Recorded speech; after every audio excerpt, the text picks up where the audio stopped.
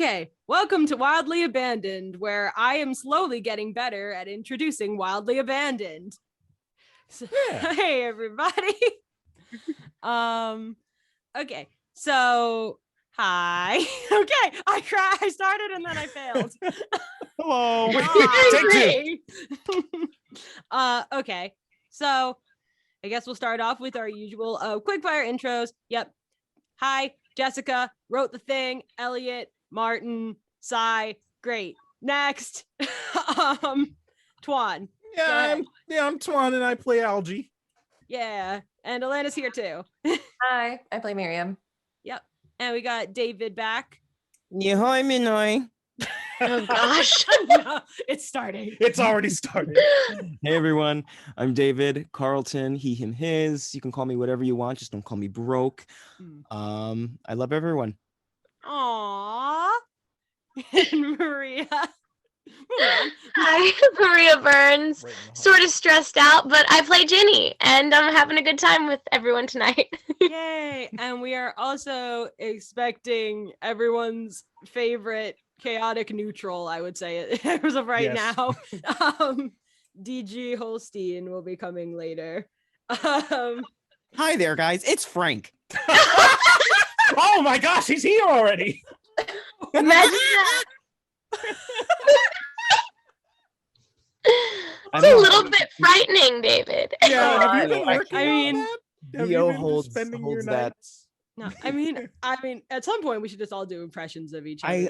That's my favorite. Can we have some fan theories right now that there's going to be an arc where we all switch personas? Oh, that's not really a fan theory. I think besides, let's just say behind the scenes, it is a possibility. What? Gasps? Yeah. This secret brought to you by Patreon. Gasps an audio series. Hey, good segue. We have a Patreon, patreon.com/wildlypods. All kinds of fun content, including the full-length, unfiltered forms of these Wildly Abandoned episodes. So you should go and check that out. We've also got Instagram at Wildly_Productions, TikTok at Wildly_Productions, Tumblr at Wildly Productions, Twitter at Wildly Product 1, Facebook at Wildly Productions, and our YouTube channel, no surprise, Wildly Productions. Okay, I did it. Let's move on to talking did about it correctly. At this point, we also have a MySpace. we dug back in time. I know it's so funny because the Tumblr has like zero traction, but I did it out of obligation to have a well-rounded social media I guess portfolio or whatever you want to say. Listen, we're trying to reach all of the masses and it's working. You can catch us on Roblox as well. we get a, what do you call it? Should we get a Twitch? I'm here. Theoretically speaking, we could get a Twitch. We just all play. We just all stream and stream games and character. Whenever one of us has free time, we just pop on the company Twitch and stream. Study how to. You can watch me play Super Smash Brothers as Kirby and scream the entire time. If anyone listening is a fan of Smash. You know I meant Super Smash. You know I yes, meant but my brain immediately went to a bunch of like potatoes fighting each other. I mean, Kirby basically is a potato. So yeah, but it would be great if you were playing in character because the whole time you'd be screaming, but you'd be saying Oh my gosh, no! Do I have to do? Do I now have to do the obligatory for the fans? The sexual I'm not doing that. There's one there. I swear I don't remember which one it was, but there was one where I had to say like "oh" or "oh my" or something as Elliot, and I swear to God I could not. I had such a hard time keeping it from sounding sexual. Oh my gosh! Downward spiral. I'm not gonna play this game. Give me the controller. You're doing it wrong. Are you going down? I can see Carlton playing. I'd have to do speed runs. No. What is it? I'm seeing like Carlton playing like Arkham Asylum. Oh, that'd be fantastic. Self-inserting the whole time. Just screenshotting as I peer over the city. The one I must protect. Oh my god. Okay. So yeah, Before we go on this further tangent, I want to cap it with if we could get developers to make an 8-bit heinous investigations game. oh, that would 8-bit is like that would be the perfect Yeah, it would be aesthetic for perfect. this. Yeah. Yeah. But You know, it'd be episode great. Yes, episode 6. Yeah. Yeah, finishing up our story of the ghost fish. For once we get a short arc. And yeah. it's really fun. We've described this in the previous Wildly productions or Wildly Abandoned, what am I saying? Installment as very Scooby-Doo-ish, which I can understand. Heck yeah. Yeah, maybe You guys split also up. some Ghostbusters, because obviously there's some stuff lifted right from Ghostbusters. This is by far my favorite arc so far. Me too. It's by That's I love yeah. this arc for everyone and how It's it forms the team. the unapologetically goofy arcs are the best ones. Yeah. It was so hard because with this being a first season, you know, I've said it a million times, you got to squeeze in so much exposition that when you have these breather episodes, it just feels like a chance to really go wild and enjoy yourself and not feel like, oh, I got to make sure that this has this context. Yeah. Yeah. Completely agree. And it's Yeah. done very well, especially in this episode. It's right before I think I, as a listener, would crack under the, oh my gosh, there's so much going on. Yeah. This is the episode where it's like, oh, I'm hooked in. Yeah. For a long time I struggled with whether or not I wanted this arc to be the pilot and then do all of the intros, but I felt like doing the intros and everything first with so many characters was necessary. You know, you can't throw them in with no idea of what's going on when you have this many characters with this many dynamics going on, especially in a There's lot podcast. going on. Yeah, And I it's think easier to jump right in and not have a how did this all start when you have something like a sitcom or an animated series in a lot of Right, ways. Exactly. Which I'm wholeheartedly hoping for. Oh my gosh, yeah. An animated series. An animated series. Oh my god. It reads so It just really does. I understand mean, how well you've written like I something that borrowed a lot of it from that. to an animated series. It's insane. But I've oftentimes thought, I'm like, would it be not better, but would it carry the story more strong There- for the exposition to be, you know, like laced out and traced like bit by bit? And I'm like, the way that we have all these characters, it's not possible. So I Yeah. think you did a great job. Yeah, way- I tried to spread out some characters, as we know, are coming in, like some relatively important characters come in later, and Yeah. a lot of we haven't even scratched the surface yet on backstory and on interactions and budding relationships of platonic and romantic nature. Like we haven't really touched even like a bit of it yet. We just have like the basic, this is who they are, this is how they ended up together, this is how they cooperate as like a barely functioning investigation like unit. Yeah. And it reads as if, okay, now this is established. Okay, now here's how the layers, you get the step back and you see the layers start forming and forming. Yeah. And I think that's something that's really I like it when I'm not a fan of when plots get drawn out too much. Like I know, like especially my family, especially the older people in my family, I really enjoy like things like police procedurals and medical dramas and things like that. And I will watch them too, mainly because I think some of it is really funny. Yeah. But I also, it drives me crazy how prolonged some of the arcs are. And I think there needs to be, I think people need to be a little bit bolder, I think, when they put stuff out. It's like brain candy after a while, or it's almost like rinse, wash, and repeat. It's like, all right, come on. Yeah. It's Yeah. like, we want to see him die already.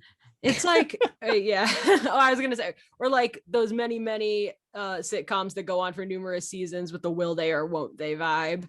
Yeah. You know, I mean, obviously you can tell by this show, I am a little bit of a fan of will they or won't they. And will they? Or won't they? Well, we shall see. We shall see. But I'm definitely with a lot of relationships. I think that it's okay to be on and off as long as you don't do it 5 times. You Fair. know what shows I'm talking about, probably. I There's have a few. 3 already in the front of my face. Yeah, I've got 2 in my mind. Anyway, since I know that we are actually we're switching out David for Dio halfway through this. So I have some questions that maybe we can kind of just start throwing back and forth and answering. Because based on the previous chaos, like that was last episode, I thought maybe we should try reining it in a little bit. Structured, Trying to be A little bit. Just a little bit. Answer some wireframe. questions. Answer some questions for the fans, I guess. These are just really basic questions I came up with in like a span of like 2 minutes. I Those are have the best one. questions. You're not thinking too hard. They're just there. There's one idea I had here that was just at the end of this episode we get kind of yet another like slight shift in Carlton and Miriam's dynamic. We've kind of seen their like hostility kind of turn more into like a more friendly hostility. And we've now got to this thing where we have, as opposed to one being in charge and the other kind of following, it's more of a co-leaders as opposed to Carlton as leader, Miriam as right hand dynamic. Like, do you like that idea is kind of my question. Do you like the idea of the co-leaders versus the Mulder and Scully kind of thing? I wrote because I sure do. I wrote it. I don't know, thoughts. I personally love it, and I may or may not steal it for something that I'm working on. Great. Imitation is the sincerest form of flattery. Yeah, exactly. Sure. Twan, you can leave. Kicked off the project for You were so lucky I didn't do a plagiarism. spit take. Dang it. I was Oh gosh. Oh, we got to get that on the Patreon, just a spit take. Sorry, listeners. If you're not our patrons, you don't see that spit take. Yeah, you don't get that spit. Oh, God. Jeez. Horny jail. Jailer. No. I was gonna say, are you asking like the fans if they want us to spit on them by proxy? Oh, absolutely not. No. Honey jam. I mean, No, he's asking if we want to sell our spit like that girl that sold bathwater. That just seems like a good way to get implicated in a murder that you didn't commit. Oh Yeah. no, Okay. you guys are Yes. really I've really become a much dirtier person since I've gotten to know you guys, because my You're immediate welcome. next thought was Wildly Productions OnlyFans page. You know, Nope. Added to the social media. No. And now we all have to Bad leave idea. because Thank you for coming to Wildly Abandoned today, everybody. I hope you have a fantastic weekend. it's all in character. It's all animated. There It's you go, all- David. There's your animated series. Elliot going, I'm sorry, oh no. I'm sorry, would you like if I removed my gum? No. Oh God. You're doing it wrong. It's Yeah. there you go. Are you happy? I just have all these horrible like mental like audio hallucinations now of like Ginny singing like old burlesque songs like Ginny White. But that's kind of People are like, precious. please, That's kind of Jenny, I'll pay you to stop. Uh, Stop the singing. Oh, oh my gosh. But yeah, getting back to the question, I do think that I really liked the co-leader dynamic because I feel like there's a lot of shows out there. Well, I did for 2 reasons. One, there's a lot of shows out there where you've got your your your male, I'm gonna be honest, your male leader. And then that one really badass Lancer type who can be a chick. Has become more often a chick, I think, as time has gone on. It used to just be, mostly dudes. Yeah. And you got like that one girl who's just kind of there. But yeah, so I kind of wanted to make it more established that they see each other as equals. I love that. Yeah, I wanted to make it very clear. And then I also, they have their differences and they argue and call each other out on being wrong all the time, but there's that mutual understanding and respect, even if trust isn't necessarily there yet. Yeah. there's no words, David, let them come to you. No one's subordinate, no one's higher than the other person. It's more so they're learning how to do life as they have it the way they need to, and it's through fumbling in the dark, and they come to build a better sense of themselves and the team. Because they both they both call each other out when the other is getting a little insane. It's like a relationship in a sense, and I guess that's what you were trying to say. There's no just try not to be repetitive, but I am. No one's over one person, under one person. Rather, it's more like a yin and yang. Yes. When definitely one person's up, when one person's down, the other person's up. But there's great pieces where they're both down or they're both up or they're both butting heads, and it shows much different dynamic rather than like, I'm the cool man and I'm the good cop, bad cop. You know? It's the second reason. I just want to say the second reason that I also wanted that to be established very much that they're more co-directors, co-leaders is because technically Martin is kind of, funding it all, but you guys are like, for all intents and purposes, the ones who are, actually the practical leaders of things. He's just a benefactor. Oh my gosh. Sorry, I just laughed because it's just okay, wait. Dio's here. Yeah, he's here. And it says, I just laughed because I saw Dalton Holst. Dalton? Yeah. I was like, hello? And I was like, oh wait. It's because he's not using his computer. Hello, and welcome back to the next episode. You're a little late. That answers the question. Wow, these dudes really are horny on Maine, aren't they? I'm DJ Holston. You are about me as always. My dude, you were about 5 minutes too late. Oh, you missed it. You missed peak. For You that missed peak, horny. You're doing missed great, sweetie. You're doing so great. I was preparing that intro all for the last 2 weeks, and then oops. It's okay. I kind of barely cover it for you. Everyone's graduating and getting married this month. It's crazy. That's so true. 2 days ago, the CDC said we didn't have to wear masks. I didn't have to wear a mask to this grad party. It was wild. Yeah. That's a thing now. Woo, woo, woo. I just want to say you just totally reminded me, speaking of grad stuff here, I'll get back to answering that question I had before in a second. I completely forgot. We got to give a shout out to one of our own in Wildly Productions. Naomi Park has graduated today. Yes! Yes! Naomi! Boss that she is. We're so proud of Liza. Yes. Congrats, grad. We know we'll see you again soon. I know you're obviously off partying right now, but yay, you did it. So fun. Just don't party too much, kid. And are we all G.I. Joe? Are we all doing this? Are we all doing this in character now? Because is knowing half the battle. I knew that was coming. Dang it. Go Joe. Okay. So I didn't watch G.I. Joe that much as a kid. I wasn't to be around honest, in the 80s. I was more aware of the toys than the show. Yeah. Also, same. I don't think any of us were around in the 80s. So And then they made that kick-ass live-action movie with with Dwayne The Rock Johnson and was Magic Mike in it? Was it I Channing? think Was it Channing Tatum? I think you might be Yeah. right. I think it might have been him. Channing Tatum. It was just goes to Channing show Tatum. how famous it was.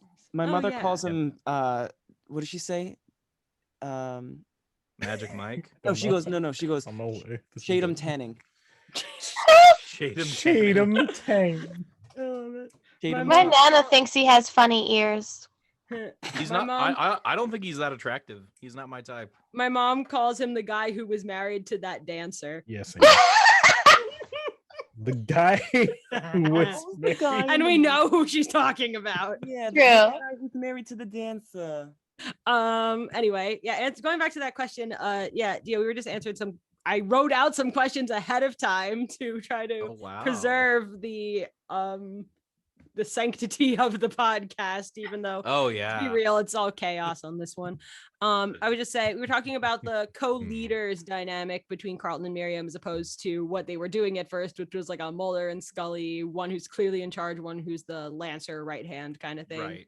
And why that's better. And I said it's because they are kind of more equals, and I really wanted to show their mutual respect. And also because chances are they're going to be the ones who, I'm not saying that they're going to be the center of most episodes, but I wanted to make it clear, Carlton does have a lot of arcs in this, but especially coming up, Miriam's got some stuff that very much revolves around her as well.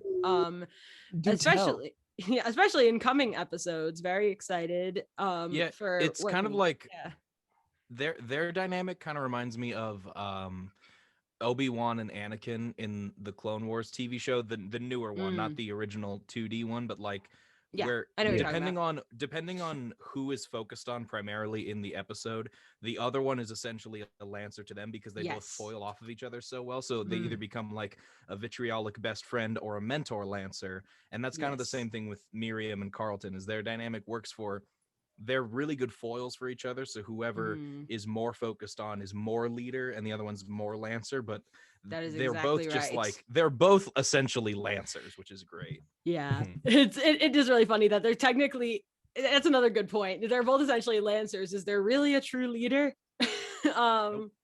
Yeah, that's just to add to the disorganization. I was about to say, is there a true sense of organization here? Yeah. I mean, lay down the mom card and say that Miriam is the de facto leader because she's a mom. So. I mean, they call And we're Carlton all the leader, but that's children. really just that's just for like business organization and tax reasons.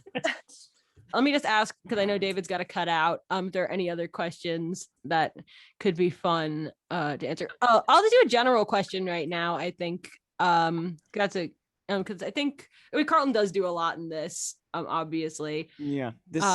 Yeah. Here, actually, David, why don't you talk? Your quick. Let's actually just have you do a quick reflection on what you think for Carlton this episode. Go.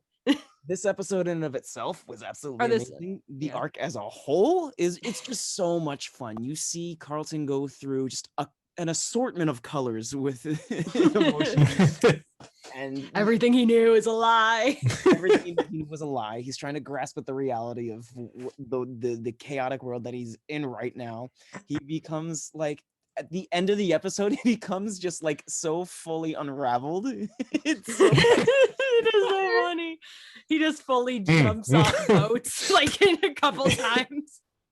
And I love that you get a good, clear depiction of how his aura is, and that's just, I'm a superhero wannabe. Yeah. I'm a skeptic, a superhero wannabe, and I'm a goof. I don't necessarily want to take charge, but if I have to, I'm there for it. And that's not to say I'm going to do a great job at it either. I laugh every time I hear, like, when I'm going through like recordings, to send off to editors and things like that, to the editors and stuff. I laugh every time we get to a scene where I know I'm like, oh my gosh, Carlton's got an action moment. And then I click and I just hear you put on like, your very clear wannabe, like, it's time for action kind of voice. Not only that, like, you see also the tiny sparks of other relationships within it. It's not just Carlton centric. You have Frank, Liza, and Elliot and Jenny. Yeah. You see those tiny sparks going off, and it's like, ooh, there's more. So and Orville's there. Yeah. Yes, Orville. Orville is there. Literally the comic relief throughout the entire arc. Yeah. In my eyes, it was just, it's so great. Yeah, I know when he freaking gets hit in the head with a toolbox, and his response is just "ow." Yeah. Yes. Oh, so good. Yeah. Okay. Yeah. No, it's good. I'm happy that I got to hear from you on that. That's on that, David. Yeah, it's so good. I wish I could sound more concise and better spoken, but I'm just flying at the seat of my pants right now. Yeah. No, it's all good. I think it really, like, doing all of his crazy superhero stuff, his kind of like wannabe, in quotes, like heroic sacrifice that he does at the end, I think. And then also his ability to realize that, what do you call it? That, hey, maybe him and Miriam are more, co in charge. Like when he kind of brings up that idea. I think you're already starting to see the growth of him as a character, very much from the first arc, where it's a lot of him being just like completely thrown off by all the weirdness coming his way. Oh, completely agree. And it's again, like, not just Carlton, it's everybody, and it only goes deeper and bigger and greater from Yeah. Oh god, no. Becomes a better Character growth. Colors mesh together, and you have a beautiful portrait at the end. So it's nice, and I'm happy that everyone who's listening is here for the ride. Yeah. Just you wait for Clay Cotta, Zach. Oh my gosh. David, thank you for that beautiful, well thought out description of things. And now you're going to leave and things are going to get so much weirder. Please stay, I beg you. That's a promise. That is a I promise. will be here fully for the next one. I do have to bow out. Is this going to be recorded? When will this be released? These released the Friday after Today. the episode release. Okay. It's released right now as you're listening. Yes, this is live. Okay. They can tell by the lack of indications that this is live. Yes. I mean, we literally live inside their Live in our minds. So now that I'm saying this is the Friday after it's been released. So I can say that yes, if you can plug. I Yes, can do plug. it. You can plug. It will be shameless. I do not apologize because it's shameless. But if anyone wants to catch my prepubescent looking face on TV, I had the wonderful opportunity to be a part of a show called FBI and CBS. It aired May 18th at 9 p.m. You could probably check it. I know it's on the CBS app. You see me do a little thing there. So Yeah. Yay! Woo! Oh, David! yeah. We have. It's like, yeah. See, we're moving up in the world, guys. It's on Hulu. Yes, our fearless on Hulu? leader, David, is coming. He's Yeah, paving the fearless way. leader Carlton, you see him as as an entitled prick son. Yes. Yes. So algae. That's right. Yes. But yeah, that's as much as I can say, I think. That's so exciting. Well, thanks, David. I'll watch it with my parents because they have cable. Oh goodness. What are you talking Yeah, about? It's already cable. premiered. Thank Oh, you guys yes. so much. I always love Bye. coming to these. I can't wait to work further with you guys, and I hope everyone listening sees where the story goes. It's a great ride. Ooh, yeah. Bye, David. Bye, dude. See you, David. Bye. You guys are all amazing. Bye. All right, now let's talk Okay, about he's him. gone. Yeah. I All was right, like, he's bye, gone. David. Okay, so here's what we really thought of his performance as Carlton. Okay. Well, No, episodes 5 and 6 are great. oh yeah. They're a couple of my favorite episodes because That's what everyone Mm. says. I said it.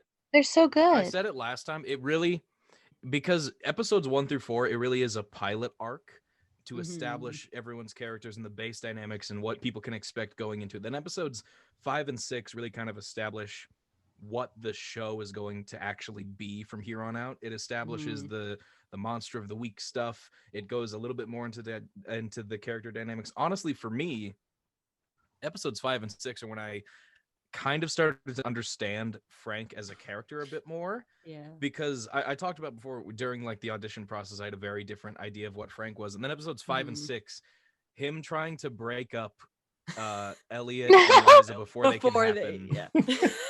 He's so petulant. He's so childish about it. Possessive. And I love it. I love it so much. And that's when I finally like understood Frank, and I was like, Mhm. I changed the voice up a Yeah. little bit. And honestly, episodes 5 and 6, I think I did some of my best work as Frank. I love those episodes. I together. do. Frank and Jenny made me laugh in pretty much every exchange that I had to go through Oh, before it's a great dynamic. final edits. Holy Oh, It yeah. really is such fun because it really helped me, like Dio was saying about him understanding Frank. This arc helped me understand Ginny and kind of like the facets of her, like, because we always know that she's very perky and all that stuff, but this kind of got me to her like unbearable but like delightful optimism and like belief in romance and love. Yeah, And also she's quite the romantic, which is something we might see a Yeah. little bit more of. Oh yes, Ooh. definitely.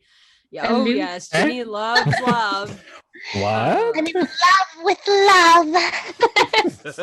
Yeah. That was so much fun to record too.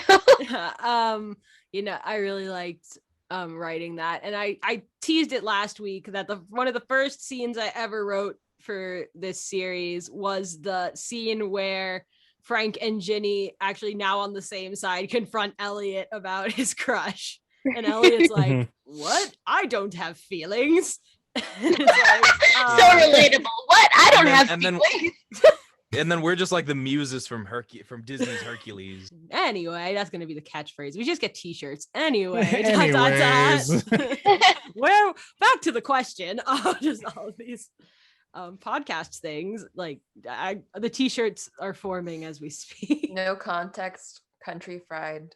Never No, mind. oh no, Nope. no, Nope. not yet. No, not no. yet. I'm not even sure I was here for that, and I'm just gonna say nope. That's a future episode that are you Yes, not you're right, in? Yeah, you're right. in it. Now I It remember. takes Yes. place in a KFC, and that's Yes. all you can know. It's all if KFC goes up and no one's around to hear it. Yeah, It happened. yeah, no, I actually I have to record that line soon. One of my favorite interactions is when Elliot like realizes he has feelings. He's like, no, and Frank's like, oh, that's what I said. And it's like, yeah, I get that. Yeah, It's just like, yeah, all right. I actually, that was part of the scene. Like, that was actually a part of the scene, one of the few parts of that scene that I hadn't pre-written. But then I was like, oh, this is how we connect it. And I was like, yes. It all fits Callbacks. together. I just love how it spirals from there. And like at the end, Elliot is just being ridiculous. And I think my favorite line in that whole thing is like, is he leaning against the van or is he trying to scratch his back like a bear? Yes. I Elliot. loved that. I was like, yeah, recording the line where he's like trying to be cool and he's like kind of talking like this or something. He talks something like that, and I'm like, oh yes, this is exactly what he would do to try to sound. I almost felt like I was like, how would he try to imitate Carlton slightly? When you have access to like 50,000 years worth of accents and don't know which one sounds cool enough. Yeah, I tried really hard. It's so hard because his accent is already very much made up. I mean, yes, it does draw heavily on like British English, but very old British English that I don't hear any normal modern British person use. How would they try to ease into another accent? And I'm like, nah, he definitely can't.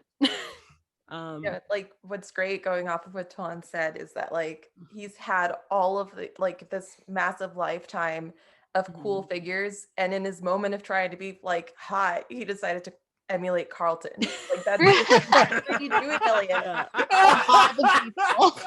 What are you doing? Like Clark Gable was right Carlton. there. Oh Yeah, my god, well, it's not Clearly just so much right. game. Well, it's not just it wasn't necessarily just Carlton. He was one of the things I thought of, but the other thing I thought of was actually speaking on like the old stuff. I mean, it was I was actually thinking James Dean. Oh, I love James Dean. Yeah, I'm like maybe like Rebel Without a Cause. Like, and I kind of imagined him maybe like trying to turn up the little lapels on his Lapels, dress. yeah. Just like What yeah, a dork. I love him. This yeah, dork. like that, like maybe trying to like put down his glasses. Oh gosh. Like trying his best. I also imagine if he ever tried to do like, you know, those when I draw him, those two like random like little hairs I always have, like the anime. Yes. I always imagine that if he tried to ever smooth his hair like kind of in like that James Dean look and just go boing like with like a cartoon on the top of his head. I'm like, What a little rascal. yeah. So cute. But yeah, no, that is really fun. And I also gotta say, I really loved you know, talking about Naomi again while she's not here. I really love oh my god, her as Liza in this. I feel like you really get to see Liza shine for the first time, really, I think, in this episode, because she's mostly in the first arc, she's mostly kind of almost like the grounding force in a lot of ways. You know, she's like, you thought Carlton was supposed to be the normal one. Nope. And honestly, Liza's not that normal either, but by like chillness level standards or people love Liza. That's always what I say. People love Liza. Is it not normal to just spray? Yeah. I gotta go. Spray but never mind. Nope. I think you actually get to see a little bit more of her personality mind. traits than being very much like that nice, likable, like girl next door type. You get to see some of her more like cleverness, I think, and conviction here. And also her willingness to also, I think the big thing that I think really defines Liza is her empathy. So I think just her relating to Elliot at the end and being like, I'm used to having a bunch of roommates and things like that. I think that's really sweet and endearing, you know? Yeah. And definitely explains and like, oh, that's what it was when that's the thing I'm talking about. Oh my God. Dang it, closing the chat. Okay. So I that was what I was gonna say. There's like something he says, that Elliot says in response to Liza saying, like, because she knew about his like research, as he says, system that he was trying to come up with in the library that he mentioned in the previous episode. And Elliot's like, oh, she likes research, and then that he says like, she's into he says like, books. and then he says, oh, So you like books? Then let's learn about the do me decimal system. Oh no. no. No. Thank you. Thank Well, you. looks like we're gonna need to open up joke jail again. Clearly. Oh my gosh. Yeah. So the so that was what it was. There was an O, and I finally remembered there was an O he says in response to that. Though when I recorded this, I'm like, there's no way to not make this sound at least slightly sexual. I don't know why, but my favorite line from Liza from this episode is simply at the very beginning when Carlton's like, "How'd you fix it?" And she goes, "I hit it." Yes. Hit it till it started working, or kicked it till it started working or something. She says, yeah. I mean, like That's sometimes awesome. that's how you have to fix things. Yeah. Liza definitely, that's the kind of person I feel like she is, though, in a lot of ways. She's very direct. She takes she likes to keep things. She likes to keep things direct. She likes to keep things simple. She likes to keep things open and honest. You know, which is it's kind of nice that the pairing of Carlton and Miriam and Liza and Orville, who those two are the most direct people when it comes to their dynamic. So it's kind of nice having that, because all on the one boat. Yes. Yeah, because Liza called out Miriam in the previous arc when she was like, why are you two so obsessed with each other? This is weird. And then in this one, she's like, you guys are like weirdly like similar. And then Miriam's like, no. And then Orville's like, yeah. And then it's like, oh. I remember. Yeah, the thing that he says in the previous, you come off as like harsh, and don't worry, so does Carlton. Yeah, exactly. It's so sad. I've looked at these episodes so many times. I remember almost all the lines at this point. Kill me. Yeah, but that's another these last two episodes are really good in just further establishing what the characters are really about beyond just, what it says on the tin. Yeah. And Orville, he's like, he is quiet psychic man, but in this one you kind of learn his narrative role as kind of like this, not omnipotent, but he's very much a fly on the wall. Yeah, he's an observer. Is a lot more he understands a lot of people in the group a bit more than everyone else. Like, he's very intuitive. Yeah, it's like, and some of that does come from like mind reading. But it's like there's more to Orville than just being sexy side-eye. Wow. Alrighty. Imagine that. 6'2" and psychic powers. Doesn't talk much. Ooh. Strong silent type, I mean, Orville's hot. I'll say it. I voiced the character. It's fine. I've drawn the character. It's fine. Oh, we all know. One of the few characters who's had fan art thus far, Orville.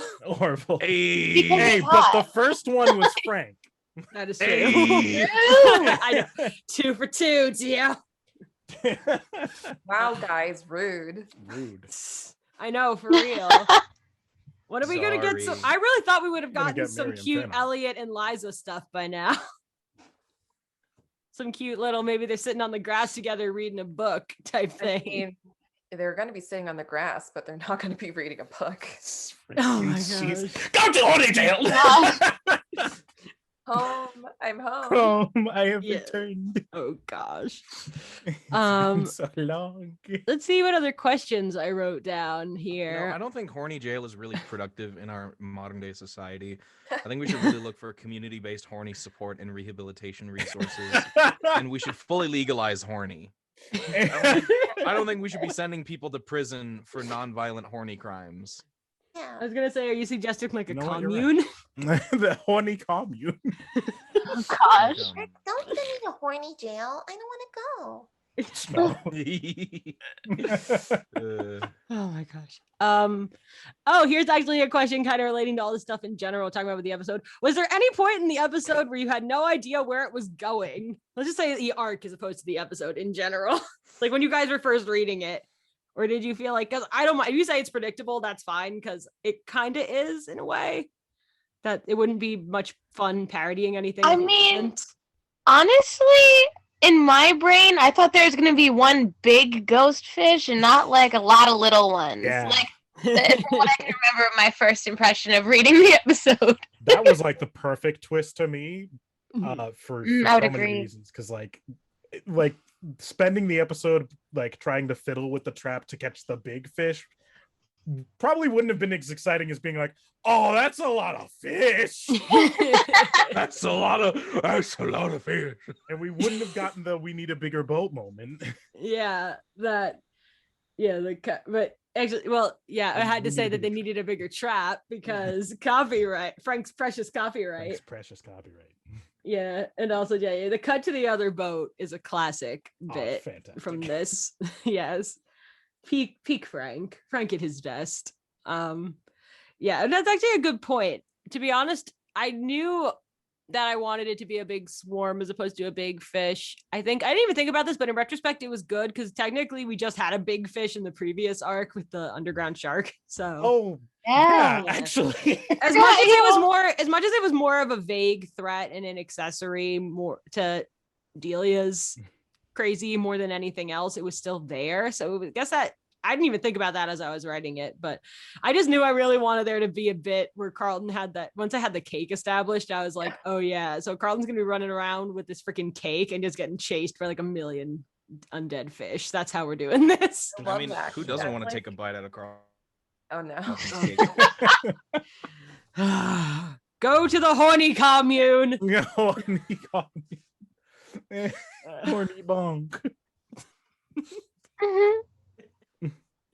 Okay, yeah, that's actually a good point. Trying to see other random let's just try to knock out these random questions, honestly. Yeah. How long do you think Elliot and Liza are going to be floating around in the friend zone? Ooh. The real questions. That's a. Is that a spoiler? Honestly, I haven't told you guys. You haven't told us. I haven't told you, so Yeah. feel free to make your guesses because this is a thing I've kept quiet for a lot of it. Elliot definitely would want to take things slow. Yeah. But, Liza might be the aggressor in the relationship. We don't know. Might be. Yeah, no. That is a spoiler. I mean, okay, to be fair, everyone knows that between the two, Elliot is a lot more submissive. So. Yes. Yeah, I think that just comes across from the second he opens his tricky. mouth. Because workplace relationships are tricky in general. Yes. You add in the fact that one of them's like, sorry guys, can you please keep talking? I have a call. I will be right back. Oh. You add in the fact that one of them's like a half demon, several thousand-year-old thing, and it's like, I don't know. This complicates. It's like even worse because it's not just workplace; they actually live under the same roof. Yeah. That and also the fact. Oh, go ahead. Sorry, no, I froze for a second, and so you froze, but you can finish your thought. Oh no, I was just saying they're like roommates, workmates, aggression, everything. Yeah. I don't know. I was thinking it from the perspective of the fact that they're both so respectful of like each other and their boundaries that they might just keep thinking that they're overstepping things when they're not, and like both of them are just gonna be mutually confused. So the it's hard mutual to say. pining thing, Yeah. I feel like they need some external circumstances to like push them a bit. So I'm gonna make this call. Okay. 5 arcs from now is when we'll start to break that shell. But the time in between that won't be like painful. Okay. Okay. Yeah. I can see that. Because knowing the show, being someone who's fairly familiar with the show and fairly familiar to how Jessica likes to write and subvert some tropes, we're definitely not gonna get into the castle situation where it's like we're 7 seasons in and they're still not together. Like, no, that's dumb. That's stupid. People have good romantic chemistry. Well, now I know Let them have romantic chemistry. Well, now I know what I can't do. 7 seasons. Yeah. No, I 7 seasons. Oh, I have very clearly established there will not be 7 seasons of this show. Sorry. What I predict, there will be some sort of official romantic confession towards the end of season 1, but I don't think we're gonna see an actual relationship until season 2. I agree. I would place my vote midway through season 2 for Elliot to I don't know, not die while trying to talk to Liza. To get himself together, the composure to ask her out. He gets himself like a Fitbit or something, and every time he talks to her, he gets an alert that his heart rate's too high. Oh my gosh. Sorry, now I'm thinking of like what do you call it? Like because we haven't even seen like the Sai and Liza interactions yet, really. No, we haven't. We haven't either. You gotta show us that next time it's story time. Bring us some of that. Oh my gosh, I mean it's still only on its second. Form. It's really only on like poetry. Oh my god, it's really on like its second draft right now. So some things may change, but I will say that. What do you call it? Liza certainly, in terms of being direct and empathetic, she certainly can both sympathize with Sai surprisingly and also not take any of his crap. So that's really fun. Yeah, that's an interesting dynamic. I will say I do think that's fantastic. I do think that definitely definitely gets in the way, I think, of them getting together, not necessarily specifically or directly, but I think that's definitely a confidence issue for Elliot, that he is kind of he is a whole person, but he's a whole person with 2 very distinct sides. It's the weird circumstance where 2 is in fact a crowd. So it's like so I definitely think that's going to impact the delay on them getting together on a more emotional level, but there's still a lot of exploring to be done there. And now you've got me thinking that I think, if I remember correctly, because the other thing is, it sucks because there's 2 different ways it can go. You can either have that situation where you get to a million seasons in and they're still not together and you're like, what the heck? But then you can also get into the pattern of they get together too soon and then everybody gets really complacent and you kind of run out of storylines. Yeah. Right. It can get annoying. It's tricky because I think a lot of writers in general don't know how to write good functioning relationships, Yeah, it's so true. Because How I Met Your Mother, in a lot of our fiction, we have these like shorthand and shortcut ways to show that these characters are interested in each other.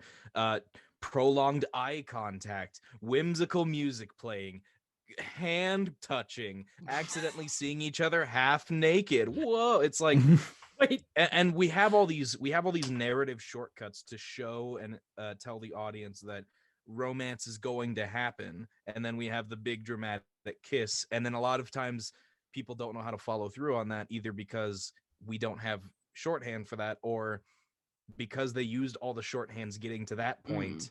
They really don't know how these characters would actually interact with a relationship.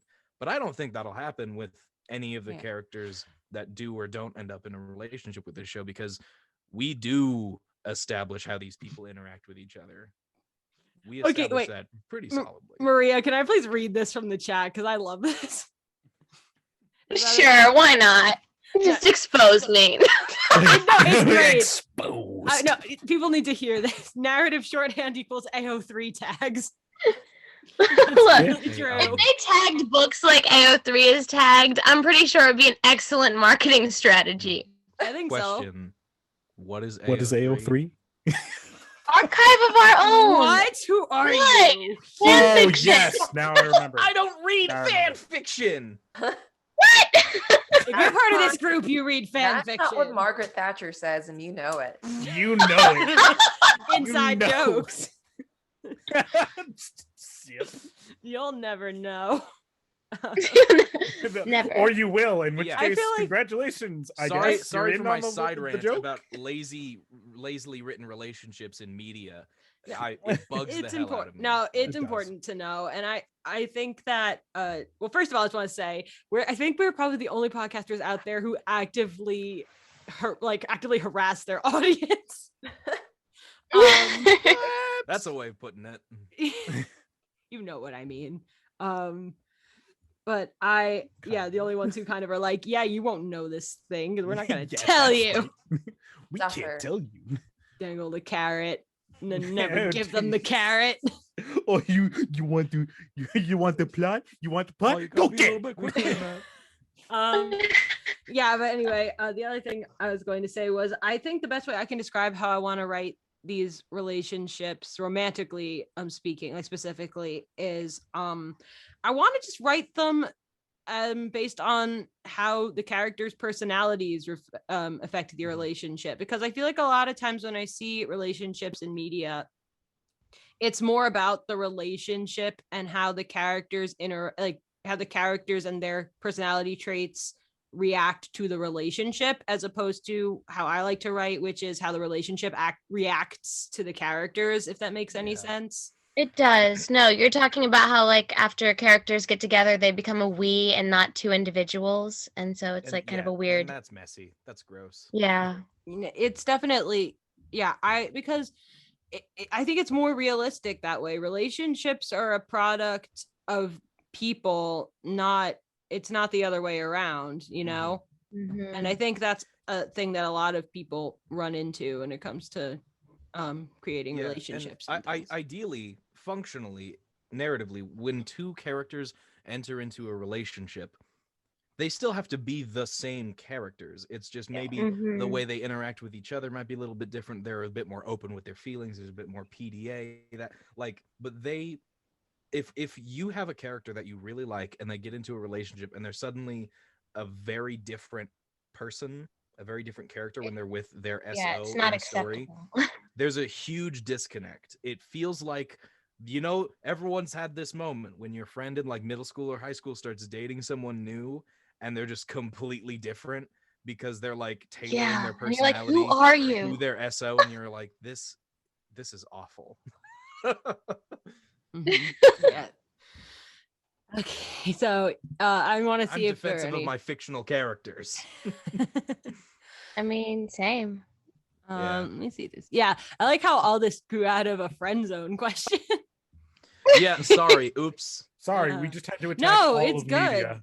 No, in-depth conversation. This is what this show could be if we weren't us. This is what you could have. I just But really want to not yet. compliment Jessica's writing, because she likes to subvert a lot of tropes, and romance tropes are dumb, and I look forward to having us subvert them. Yeah, Yes. but I mean, to be fair, And this I is do someone who feel loves like- romance. I love romance in media. Some of Well, the tropes kind of suck. Yeah, I will say though that with Elliot and Liza, I do like to lean in on those romance tropes pretty hard, but in a way that's kind of also Sure. subverting them, because you're just going, you're just shamelessly throwing yourself it's in a lot. there. It's sincere. It's a sincere, almost like an homage to those tropes. It's a lot better than doing them to essentially emotionally manipulate your audience. Definitely. Anyways, what were Oh you my saying, God. Jessica? So I was saying this might be a good time to end. I think we're starting to crash. No, I'm sleepy. It's bedtime. Two Zoom It's interruptions. crack time. 9, maybe where you are, actually it's where Dio is too. Yeah. My judgment is palpable right now. Oh yeah, I forgot Hades Delia's Investigations vaguely TikTok. involved in this. Yeah. At the very end, yeah. you find out. Oh yeah, she's We don't- MVP. No. We don't have our villains here though to ask them what's up with that. But Yeah. isn't she kind of MVP though? Because it's her fault that we're all being forced to bond. That's fair. I threw it out there as a joke, and now that you say that, I don't know. Even when Delia's not fully in the episode, it's her doing. It's her fault. You shouldn't give bad people props because good things came from their badness. Delia was fair. I was gonna make a real life reference. I decided against. Yeah, good plan. Good plan. Yeah. Good plan. Yeah. Yeah. Bad things are bad. But Delia's hot, so it's okay. But it's okay. This is true. Yeah. Oh my gosh. I still gotta work on that render. Oh well. All her crimes are forgiven because she will and can and must step on me. Anyway, I'm another full circle. All right. So bye everybody. We're calling it. Hope you all enjoyed. Yes, another round of chaos. I am so sorry. Please tell everyone about the Patreon and the podcast. I had 2 90-minute drives today. I napped a lot. I don't know what to do with myself. I don't have an excuse. Goodbye.